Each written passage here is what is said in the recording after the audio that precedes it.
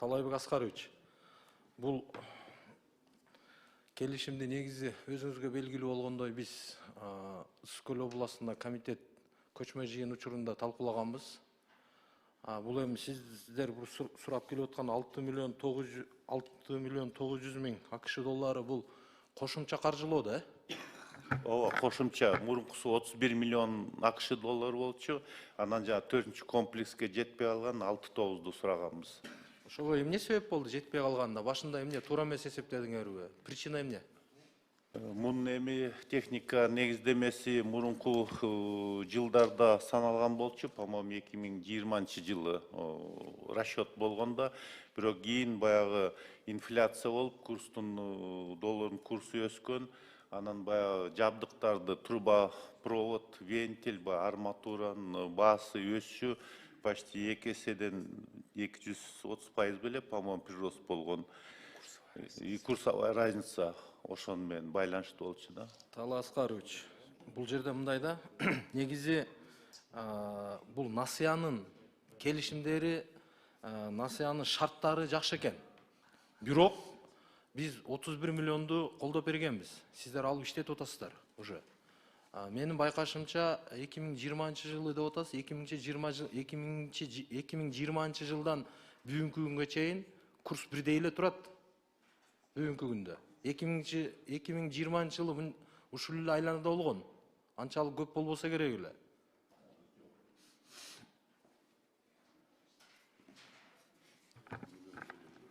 Урматтуу Алишер Абилаевич, Талай Аскарович айтып кеткендей, биринчиден кичине материалдардын өсүшү болгон. Баягы биринчи пландаштырылганда бул жумуш 17-жылы башталганда, анан баягы биринчи расчеттор 19-жылы саналган.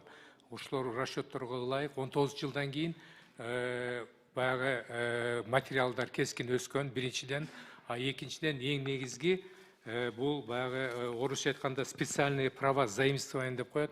31 миллион доллар ошо специальный права заимствования курсуна ылайыкталган болчу да. Ошондо 18 жылы курстун 1,4 болсо, кийин 20 жылы 1,32 курс болуп кетти. Ошондуктан ушундай мындай чоң дефицит болуп кетти да. Негизги себеп ошол. Бул курсовой разницалар боюнча статистиканы ким берип атат сиздерге? Каяктан алдыңыздар статистиканы? Дүйнөлүк банк менен Минфиндин ортосундагы мындай жумуштар да. Себеби бул жерде азыр биздин бул талкуулообузду жалпы республика боюнча жарандарыбыз көрүп отурат да. Анан эми жөнөкөй дыйкандагы, жөнөкөй ишкер дагы ар бири анализ кылып отурат. Ошон үчүн бул башка себептер менен бир айтсаңыздар, түшүндүрсөңүздөр болот да. Бул эми именно курстун өзүнөн 6 миллион 900 деген сөз бул өтө чоң сумма да. Бул жердечи.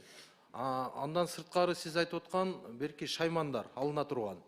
Ошолор боюнча бир мындай жүйө келтирсеңиздер жакшы болмок да. Анан эми 10% болгондо деле 3 миллион болмок. Эми курс 20%га көтөрүлгөн жок да биринчиден. Ошого эми бунун кайтарымы бар. Эми 50 жылбы, 100 жылбы кандай болбосун, бул берилип аткан акчаны мындай бекер акчада эмес, сарамжалды пайдаланышыбыз керек да. Туурабы? Бүгүн ушул жерде олтуруп биз талкуу кылып аткан, биз төлөбөсөк, бизден кийинки муун, балдарыбыз, неберелерибиздин ар биринин бул милдети болуп калат да. Ошондуктан эми бизде ар мындай через отурумда эле только ратификация болуп атат.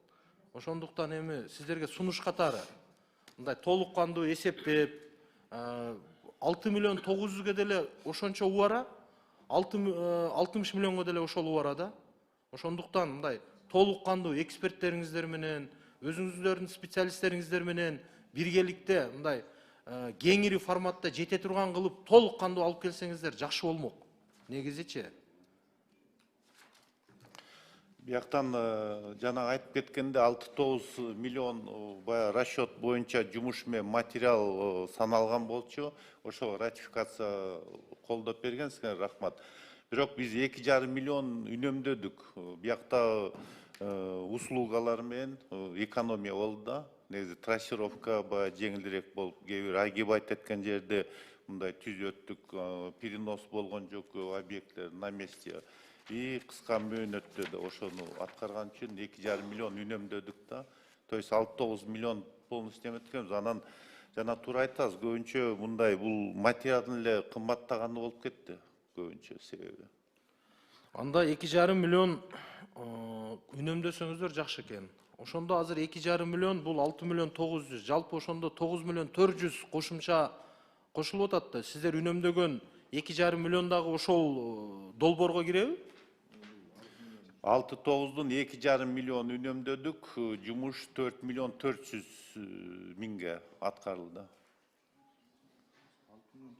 Алишер Абдуллаевич, үнөмдөлгөн акча Жок, үнөмдөлгөн акча 31 миллиондон үнөмдөлдүбү же 6 миллион 900дөнбү? 6 миллион 900. 6 миллион 900дөн үнөмдөсөңүздөр, анда арткан акчаны кайда коротосуздар? Арткан акчаны азыр 1 миллион 200 миң долларга жакынды Минфинге кайтарабыз. Минфин Всемирный банк менен буну кайра эле ушу энергетика секторуна жумшайбыз деп макулдашып атышат. Анан миллион долларды азыр биз переговорный процесс болуп атат, спецтехникалар алдып атабыз, Алишер Абдуллаевич. Аны мына сиздерди убагында колдодуңуздар эле, баягы техниканы азыр мүмкүнчүлүк менен ушундай жаңыртып алсак жакшы эле да. Азыр бир мындай бир маселенин бардыгы чечилип калды. Азыр Всемирный банктын акыркы решениясы калды. Рахмат.